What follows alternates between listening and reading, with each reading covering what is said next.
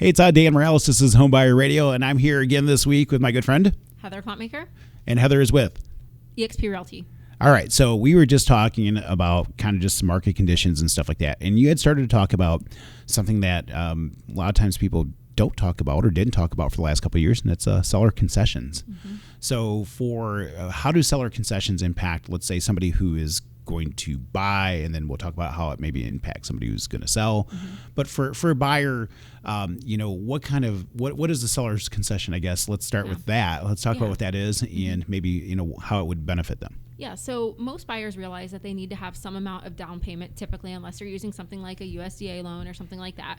So a down payment is an amount that they're paying towards the purchase price, and it's kind of their skin in the game, right, with the loan. And sometimes, though, they may only have the amount for that down payment and not for their closing costs. A lot of people don't realize that there are closing costs on top of that, which aren't just fees. They're not all junk fees or lender fees. Yep. There's also prepaying taxes, prepaying insurance. There are things that you have to do up front. There's title insurance, all these different fees, right? And so if a buyer doesn't have any extra on top of that down payment, then historically what they've done is they've asked the seller to pay concessions. And for a seller, what that means for them is they have to take what the offer price is minus the concessions to figure out their bottom line. So it's pretty simple math.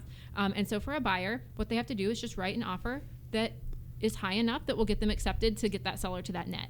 So for buyers, getting those concessions can put an extra several $1,000s into their pocket or keep them from having to save more and be able to move sooner. Yeah, you get across the finish line that much faster because you're not having to come in with as much cash when it's all said and done. Mm-hmm. And it's funny because when you look back at, let's say, like 2020 and 2021, we didn't see a lot of transactions where the seller, the seller really didn't have to maybe negotiate as much as what they do now. Yeah. And, sellers' concessions were pretty much unheard of, but prior to that, they were actually pretty regular. Common. Yeah, pretty regular. And we got into this kind of crazy housing market where, the seller's like, hey, not only am I not going to give you a concession, you're going to pay more than the list price and stuff like that. Well, and really it was buyer concessions. There's not a place on our purchase agreement for buyer's concessions. That's true. Yeah. But we were offering buyer's concessions. We had buyers offering to pay sellers' closing costs, right, which could be thousands of dollars. We had buyers offering to pay for moving. We had buyers offering to, do lots of different things that we had never really seen before. And that was really just essentially a buyer concession. There's just not a place for it on the contract. 100%. That's such a great term. I never even thought about that. It really is a buyer's concession to sweeten the pot to get a deal done. And it's interesting because, like, when you look at how the market's probably more balanced out now, where it's a lot better opportunity for somebody who's looking to purchase. It's more balanced out, which, for those folks who maybe got frustrated with the market last year and, decide I'm going to get out, now, the ability to get a seller's concession, can close the gap for, let's say, maybe cash you would need to put into the deal, giving you the ability to buy now. And we were just talking about this last week about, I really think now is a great time for people to buy because the competition's not as fierce. Mm-hmm. I do think it's going to get a lot more competitive going into the spring. Just, the early indications of what I've seen from, clients coming in to get pre-approved, for people who are like, okay, we really want to do this. And, we feel like it's not as competitive. I feel like this is kind of like the calm before the storm because I feel like it's going to get very competitive again. Yep. And I think, like, if somebody can move quickly and get in now, like, now's a good opportunity to be able to do that and take advantage of the market while you still can. Exactly, because, at the end of the day, we're still seeing it here in January 2023, multiple offers if a home is priced right and if 100%. It's in good condition. And so once we get into the spring market, that's going to happen more and more. And at the end of the day, it's best to buy when you have less competition. 100%. And especially if you don't own something right now, because, you don't have something to sell. Yeah. So you don't have some of those considerations of like, I'm trading in my, 3% mortgage for, let's say, a 5 or 6% mortgage. What's my house going to sell for? It's always, I feel like it's always easier for somebody who doesn't have a house to sell to buy a new one and get across the finish line because you're not having to go through and navigate, let's say, 2 different transactions. Right. You're just doing the one. Right. And hopefully it gives you some flexibility in how you craft that offer and get across the finish line. But it's fun because, for us, we've seen seller concessions before, and to see that kind of come back, it's like, okay, cool. That's a great thing because it's going to help It's going to help get some buyers across the finish line. And for the seller, the seller's always going to look at kind of that net number in the end, right? Because they're, you sold the property for X number of dollars, and then you figure, we gave a concession of X number of dollars, and talk about maybe how the seller can use that as a tool when they're like trying to market a property, like using maybe a seller's concession to do, some kind of concession for a buy down or something. Yeah, so that's a great opportunity for buyers and sellers because the seller can still set the price where they want it to be because, again, we're not seeing a decline in home value, so they're still going to get that price that they want, yet they can offer that to buyers to entice them. And, one thing that's important, too, is, it's a no-brainer for people who don't have a home, right, to go ahead and buy now. For people that have a home, there's some more considerations like you're talking about. It's more complicated. Yep. However, not only are concessions back, but contingent offers are back, too. That's true. A seller who's a buyer, it's upwards of 70% of buyers own a home already, right? So there are many buyers who have that home to sell, and that's a big concern. And so with those buyers, even though they may be giving concessions on the seller side, they're, number one, going to ask for the same concessions on the buyer side. So it's going to balance out, right? Yeah, it feels like it's not balancing out, but it does. And then they also may be able to get that contingent offer accepted where they don't have to have their home sold and go through this thing of wondering where they're going to go. That is a great point. Thank you for bringing that up, right? Because it used to be, especially for those folks who have a house to sell, that's such a great point because, last year, when you're competing, you have a house to sell and you want to write an offer contingent upon the sale of your house. That's just like saying, like, you like my house, but you can't buy it. Yep. Right? And a lot of sellers wouldn't even have probably even considered that at all because they probably had 5 other offers with somebody who's willing to pay more and they could close and they'd pay cash. And, so why wouldn't the seller take the bird in hand? Right. But, to have a contingent offer, get accepted is something that we are starting to see that again. Maybe explain to somebody like what that is. Like, what is a contingent offer, for those people who maybe have a house and they're concerned about, okay, I want to buy a house, but I don't want to sell my house and have it sold and I don't find the next one. Yeah, so a contingent offer is basically you're writing the offer saying that it's contingent upon you being able to sell your home. So when you do that, you do run the risk that somebody else could swoop in, write an offer, and get their offer accepted, and then you no longer have that home to buy. However, it gives you an opportunity to get in the game and to have something under contract and to feel confident. Once your home is under contract, then you don't have to worry about anymore that somebody else could, still come and get that home that you want to buy. And it just allows that flexibility because if you want to truly buy before you sell, you have to be able to afford both mortgages. And for most people, that's a big stretch. And in this market, that's a concern for people. They don't want to get stuck with 2 houses potentially for any length of time. And so, we have inflation, eggs are expensive, all of these things, right? So owning 2 houses doesn't really work for most people. No. So it just allows you to, again, we talked about getting in the game faster. It allows you to do that. Yep. And, there are ways that we can structure an offer that gives you a couple weeks to get it sold before that clause comes into effect where they can accept another offer, things like that. So there's creative things we could do to make it easier. But, the last 2 years in particular, we have seen such low inventory here in West Michigan, really across the country, but especially here.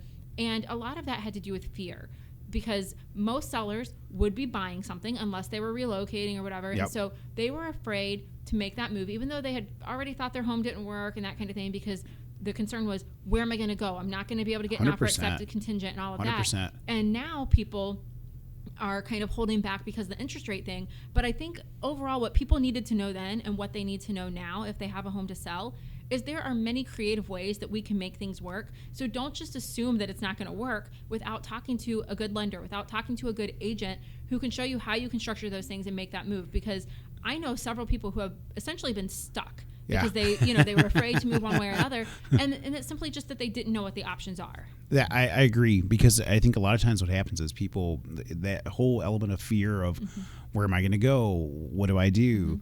And I think, the other part of that whole contingent offer thing too, and this is something that, because people think, oh, well, the market's going to crash, blah, blah, blah.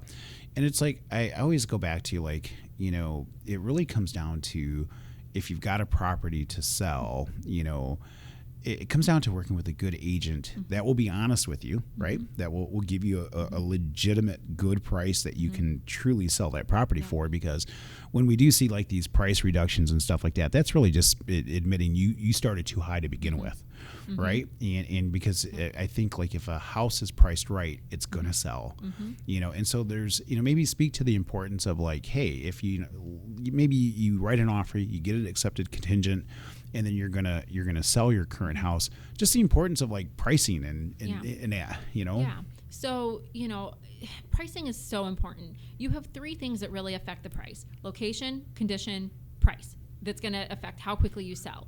And at the end of the day, if you don't price it right, you're going to sit on the market and you're going to potentially lose out on the home that you want. And so, I was at a family gathering recently for Christmas, and somebody was talking about a house that they sold last year and how their agent had told them a price, and they were like, no way, it's worth X amount more. So they listed it at that price and they got it.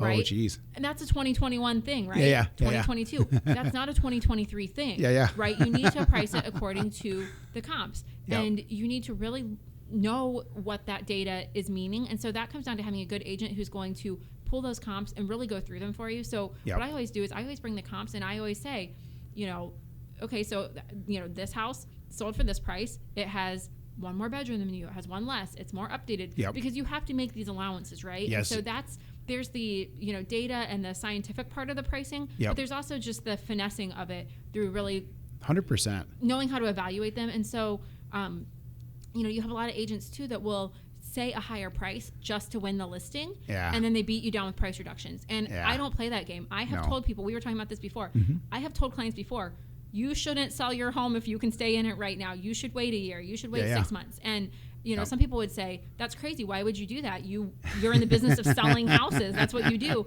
But at the end of the day, it's about the long term. And you do the same thing with loans. It's about the long term relationship with the clients. And I'm never going to push somebody into doing something 100%. that doesn't make sense.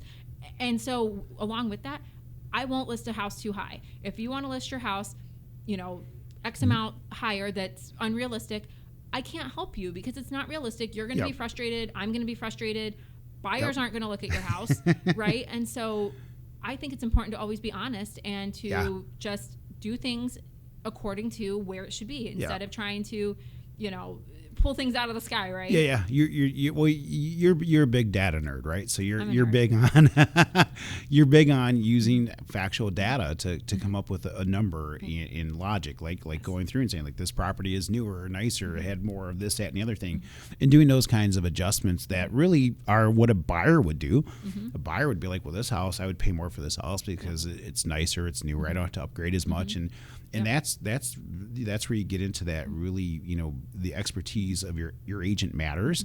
Their willingness to invest the time and energy to be able to do that homework, all that stuff matters. So, that's the kind of stuff where that's part of why I love having my good agent partners come in, because you guys drop these elements of knowledge that, a lot of times people don't think about that stuff. Well, I'll just call whatever realtor. And if the person doesn't have the experience, they don't do that kind of detailed work that you do, then you could price your house wrong. Your house could sit out there. You could burn up the market, lose opportunity. And in most cases, the longer it sits out there, you're probably going to end up selling for less. And you did it to yourself, right? And at the end of the day, you can always overprice a house, right? Like there is a point where it's overpriced, but I say you really can't underprice a house, because what we've seen in the last couple of years and what we will continue to see is if a home is a little bit better than that market value in terms of the pricing to a buyer, the way it looks, they're going to come in, and what's it going to do? It's going to generate multiple offers, which then causes people to push their offers up or offer better terms, waived inspections, appraisal waivers, things like that. So you can't really underprice it. Yeah, because you're going to get to a true market number in the end, because the market is going to really dictate that. It's going to sell what it's going to sell for. Buyers are smart. Buyers have tools. Buyers can talk to their agent, but there's all kinds of tools for them to look at and to, figure out their wants and needs and evaluate a house, and they're not going to pay more than what they want. Fair. Last year, they might have paid more than what they should have for a house. Now they're not going to do that. They've learned from that, and they want something that's fair. Yeah, totally. So how does somebody get hold of you? Yeah, you can find me on Facebook or Instagram at Heather Klontmaker, or call text 616-610-9948. Awesome. And I'm Dan Morales with Dart Bank. My NMLS number is 709-729. And, of course, the Dart Bank is an equal housing lender. Thanks for listening. Talk to you next week. Bye.